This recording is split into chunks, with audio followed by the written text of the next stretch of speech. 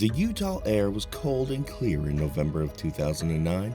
John, always up for an adventure, was exploring the spooky Nutty Putty cave with his friends. They were looking for a tricky passage called the birth canal, a tight tunnel that sloped downwards, deep underground.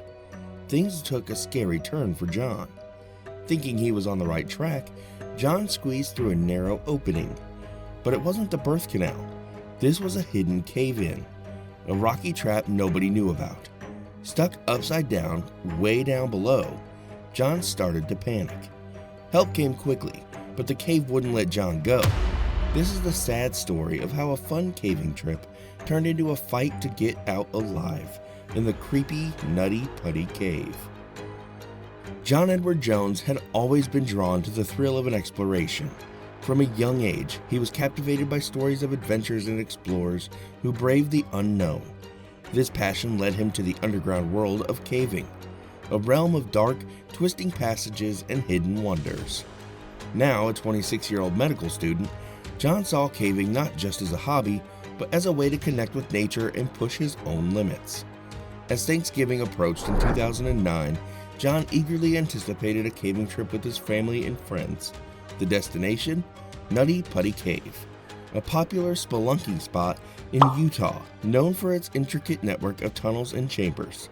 John had explored various caves before, but not Nutty Putty, with its reputation for narrow and challenging passages, promised a unique adventure for him.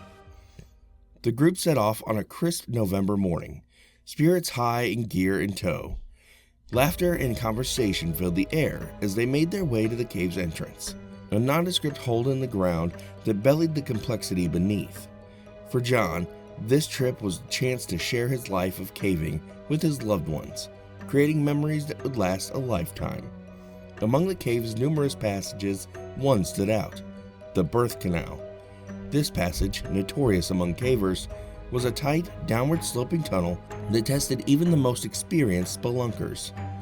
The challenge of navigating through such a confined space was a badge of honor in the caving community. John, with his adventurous spirit and experience, was excited to conquer it. As the group descended upon the depths of the Nutty Putty cave, their headlamps cutting through the darkness, the thrill of discovery was palpable. Every twist and turn brought new excitement, with John leading the way, sharing tips and stories from his past adventures. Little did they know, this trip would take a turn that no one could have anticipated, leading to a test of endurance and bravery unlike any that they had faced before. The group had been exploring Nutty Putty Cave for a few hours, and John Jones' excitement had only grown. His mind was set on navigating the birth canal, a feat he was eager to accomplish.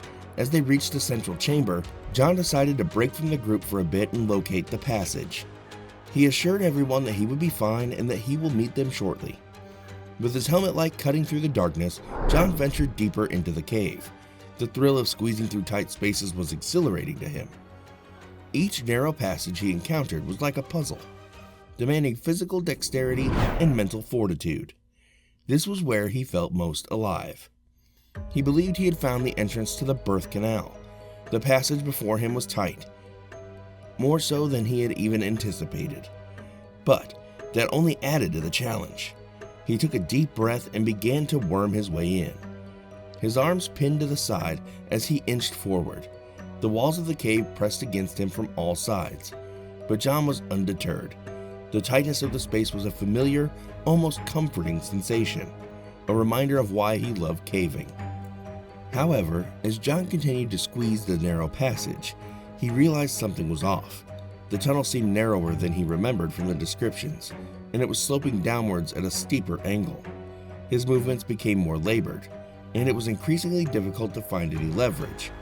Determined to push through, he kept going, believing he would soon reach a wider section. Minutes stretched into what felt like hours as John crawled deeper, the space around him growing tighter.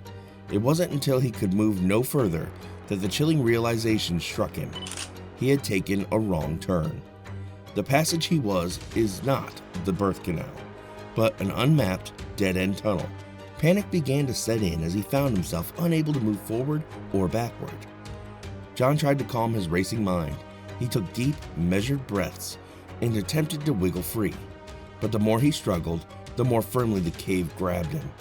Trapped in the bowels of Nutty Putty Cave, John could only hope that the friends and rescue teams would find him in time.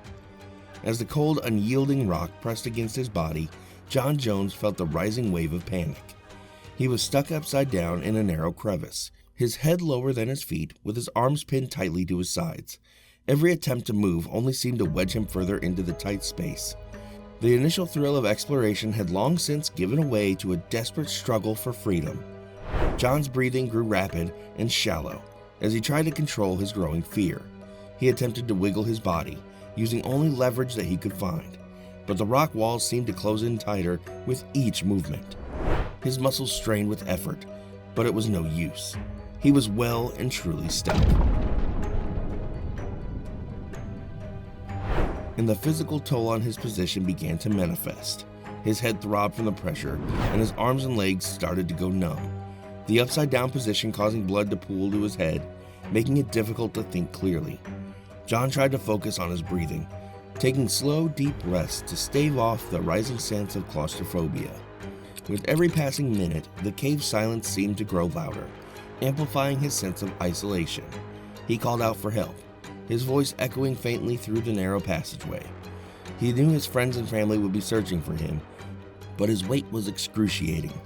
The darkness, once an ally of his explorations, now felt oppressive and suffocating. John's thoughts drifted to his family, to his young daughter, and to the life he was building. He needed to stay calm, to conserve his energy and hope for a rescue. But the hours dragged on, and his strength began to wane, exhaustion setting in, making it harder to stay awake and alert.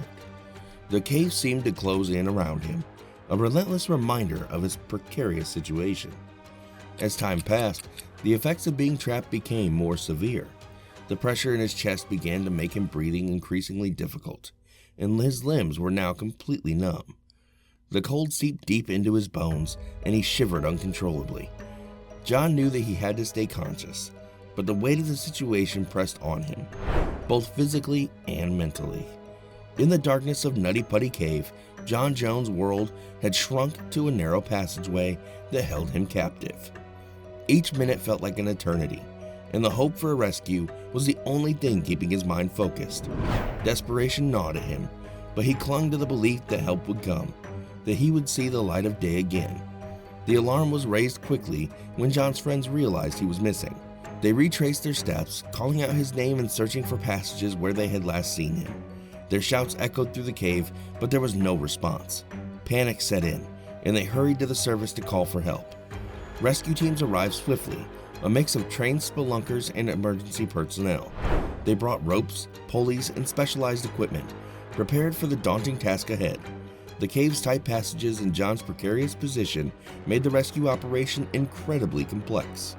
John was wedged in a narrow, vertical passage about 100 feet underground, and the rescuers had to navigate these treacherous conditions to reach him. The team quickly set to work, communicating with John and assessing his situation and condition to keep his spirits up. They passed him food, water, and a blanket to stave off the cold. Despite their best efforts, the narrow confines of the cave and the angle in which John was trapped made it extremely difficult to maneuver the necessary equipment into place. Every movement had to be precise to avoid causing further harm. The rescuers' determination was palpable, but so was the emotional toll. They knew that time was running out. John's voice, initially strong, grew weaker as the hours turned into an agonizing day and night. The rescuers worked tirelessly, but their progress was slow. The physical and emotional strain was evident on their faces as they continued their efforts, driven by the hope of bringing John back to his family. The situation took a dire turn.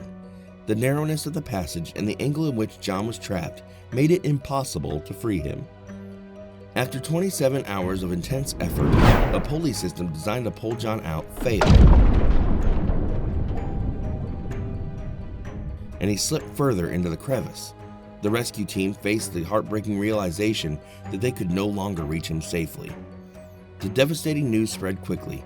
John's family and friends who had been holding on to hope were crushed by the loss. The grief was overwhelming. They had been so close, yet unable to save him. The rescue teams, too, were deeply affected. haunted by the knowledge that despite their best efforts, they could not bring John back. In the days following the tragedy, the decision was made to seal Nutty Putty Cave permanently. It was a difficult but necessary choice to prevent future accidents and to serve as a memorial to John. Concrete was poured into the entrance, closing off the cave where John's body would remain, a somber reminder of the dangers of caving and the fragility of life.